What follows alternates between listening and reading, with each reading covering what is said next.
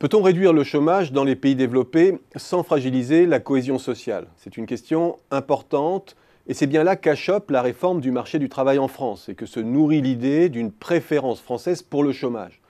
L'idée que l'attachement français à la cohésion n'autorise pas les transgressions qui permettraient l'inclusion des moins qualifiés sur le marché du travail. La précarité prend des visages différents selon les pays. Et elle n'a pas nécessairement besoin de grandes réformes. De plus en plus, c'est l'auto-entrepreneuriat qui fait office d'outil de flexibilisation et qui permet de faire basculer une frange de la population dans le droit commercial et en fait dans un droit simplifié et appauvri. C'est le cas de la France où, loin de l'image du notable, l'emploi indépendant s'apparente de plus en plus à un système D, recouvrant de petites rémunérations, du freelance occasionnel et ne permettant pas, dans la majorité des cas, d'atteindre un revenu décent. C'est le cas du Royaume-Uni aussi, où 2/3 des emplois créés entre 2008 et 2014 l'ont été sous le statut d'auto-entrepreneur, nombre de cadres basculant sous ce statut.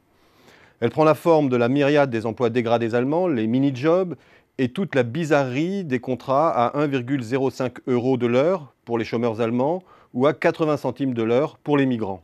Et l'on pourrait encore évoquer les formes diverses et variées d'emplois temporaires.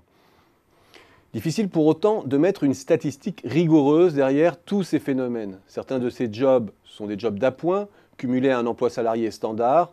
D'autres sont des activités principales. Pour approcher l'importance de ces phénomènes d'inclusion au rabais, qui dualisent tous les marchés développés, je vous propose de croiser la statistique de taux de chômage fin 2016 avec deux indicateurs. Un, la part des travailleurs à bas salaire, ceux dont le salaire horaire brut est inférieur à 2/3 du salaire médian. Et 2, la part des personnes travaillant sur des temps partiels courts, inférieurs à 20 heures hebdomadaires. Que montre le premier graphique? Il confirme d'abord que la prolifération de contrats dérogatoires joue un rôle décisif dans la résorption du chômage d'un certain nombre de pays européens, et pas des moindres. Parmi les pays européens qui sont sous le seuil des 5-6% de chômage, on observe une proportion de travailleurs pauvres particulièrement élevée en Allemagne, 22,8% de l'emploi appartenant à cette catégorie. Au Royaume-Uni, avec 21,3%, aux Pays-Bas, 18,5%, ou en Autriche, 14,8%, très nettement au-dessus de la France, avec 8,8% de travailleurs pauvres. Avec des poussées populistes aussi qui peuvent paraître paradoxales à la vue du taux de chômage, mais non de la dualité que recouvre le plein emploi de façade. Le cadran, en bas à gauche, nous montre cependant que certains pays parviennent à contenir leur chômage sans sacrifier la cohésion à l'excès. Il s'agit sans surprise des pays d'Europe du Nord, si je fais exception du cas particulier de la Suisse. Mais cela a un coût social important, on le sait. Regardons maintenant le recours au travail morcelé de courte durée sur un champ un peu plus large de pays. Ce que montre ce graphique, c'est que presque tous les pays à faible taux de chômage recourent massivement au temps partiel court, au morcellement de l'emploi donc, une façon d'augmenter le contenu en emploi de la croissance qui dualise aussi le marché du travail.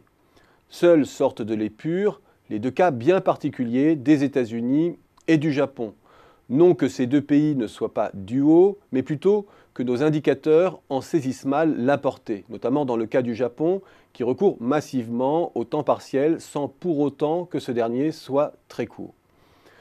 Bref, ces deux indicateurs confirment bien le fait qu'il existe un trade-off entre cohésion et chômage. Les pays proches du plein emploi obtiennent ce résultat soit sur la base d'un salaire dégradé, soit sur la base d'un travail plus fragmenté, ou bien les deux. Pas de miracle.